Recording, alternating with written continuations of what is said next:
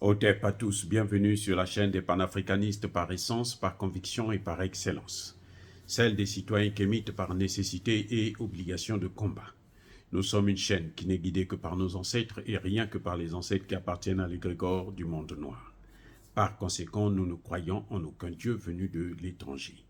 Toutefois, cette vidéo n'est aucunement destinée à inciter à la haine ou à la violence, car nous menons un combat qui est d'abord et avant tout spirituel, intellectuel et démocratique. Ensuite, il est politique, géopolitique et géostratégique contre l'impérialisme, le colonialisme, le néocolonialisme et l'endocoloniat, qui sont tous qualifiés de crimes contre l'humanité. Nous menons ce combat sur la base du principe fondamental que nous avons hérité de nos ancêtres kémites, qui est celui de la Mahat, c'est-à-dire solidarité, vérité et justice. Vous êtes donc en droit de connaître la vérité et nous avons l'obligation de vous dire la vérité, rien que la vérité, afin que justice soit rendue au continent africain. Et ça, c'est notre modeste contribution dans cette noble lutte en faveur de la souveraineté, la dignité, la solidarité et l'unité africaine. C'est exactement ça que nous appelons le panafricanisme. Bien-aimés frères et sœurs,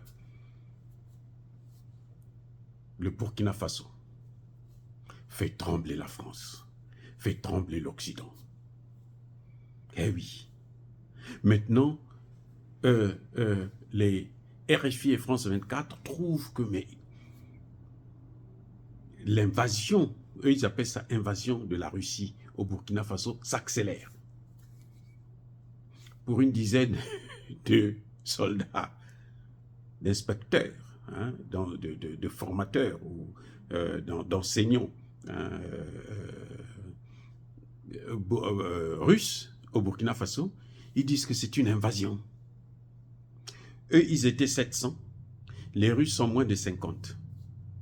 Il y a eu 10 qui sont arrivés là, une dizaine qui sont arrivés le 10 novembre dernier. Il y en a eu quelques-uns qui sont arrivés, encore au moins une dizaine comme ça, qui sont arrivés le 20 novembre dernier.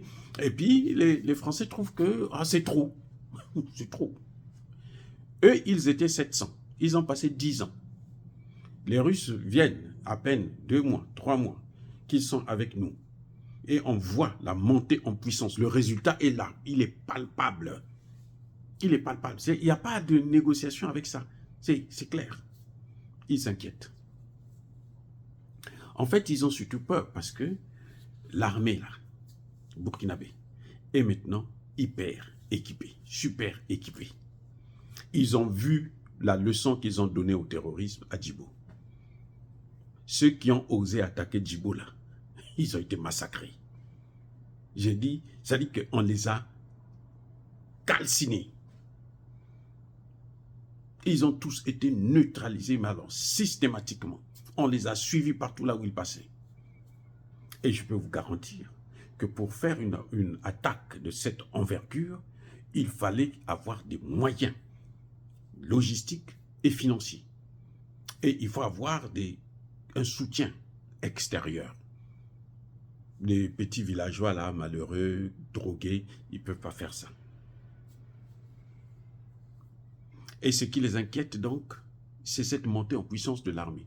Je vais vous dire une chose, c'est que le Burkina Faso vient de créer encore 7 bataillons d'intervention rapide. 7. Pas 1, pas 2, pas 3, pas 4, pas 5, pas 6, mais 7 bataillons d'intervention rapide. Donc, ce sont des gens, quand on les appelle seulement comme ça, on va les disséminer parce qu'il doit y avoir 6 ou 7 régions militaires au Burkina Faso. Donc, dans chaque région, il y a une intervention. On n'a plus besoin d'attendre des gens qui viennent de Ouagadougou. Non. Dans votre région même, là, dans la capitale, là, ils sont déjà là, ils sont prêts, ils ont des avions, ils ont des hélicoptères, ils ont des drones, ils ont tout. Et puis, hop, on est parti. Il y a des parachutistes, il y a des fantassins. C'est ça qu'on appelle un bataillon d'intervention rapide. Ils ont des experts dans tous les domaines, des professionnels dans tous les domaines. Et c'est ça qui fait peur. Parce que le Burkina Faso a décidé de former et équiper. Et tous les soldats, même les VDP là. C'est pour ça qu'on les appelle les milices, pour les démoraliser, pour les dégrader, pour les intimider, les droits de l'homme, les ceci, les cela. Non, il n'y a pas de droits de l'homme avec les terroristes. Les terroristes, vous pouvez tous les neutraliser, ce n'est pas un problème. Parce qu'eux, ils ne font pas cadeau. Ils ne font pas pitié. Ils n'ont pas pitié de quelqu'un. Quand ils agissent là, c'est sans pitié. Ah oui.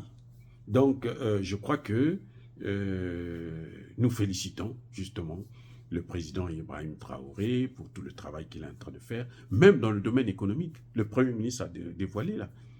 Ils ont réduit le train de vie de l'État. Ils ont fait des économies de 24 milliards de francs CFA. Je ne parle pas de milliers, je ne parle pas de millions, je parle de milliards. 24 milliards de francs CFA.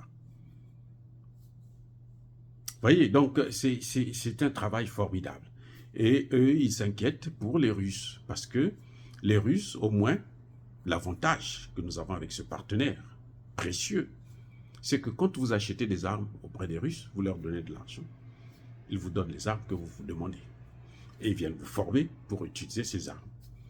Et vous êtes opérationnel dans quelques jours, quelques semaines.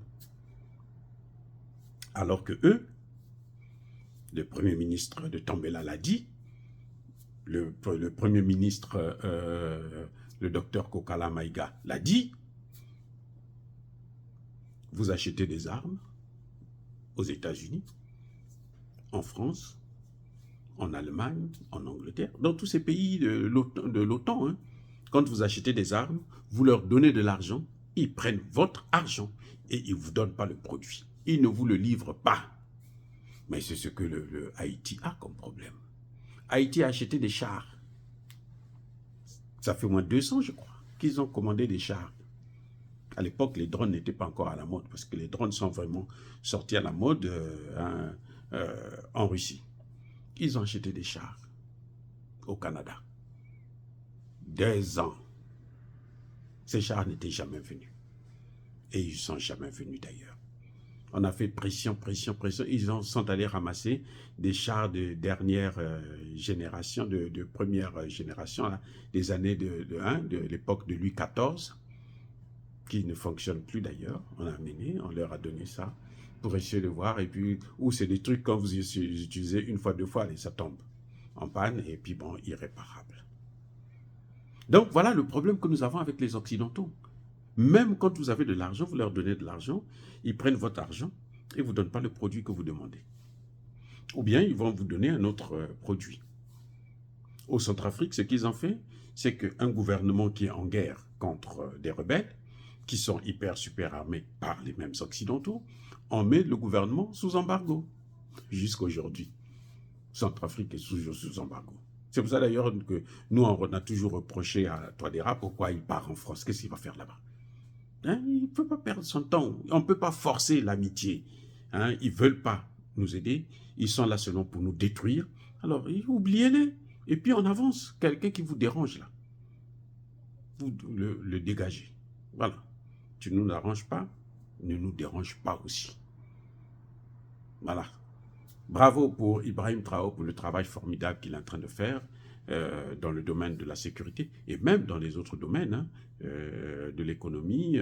C'est un travail formidable. Dire cela, c'est inciter à la haine ou à la violence? Non. Yaba, colère, Yamalembe. Encore une fois de plus, bien-aimés frères et sœurs, je persiste et je signe. Soyez bénis, soyez abondamment bénis par le Dieu des Kémites et par nos ancêtres angélisés.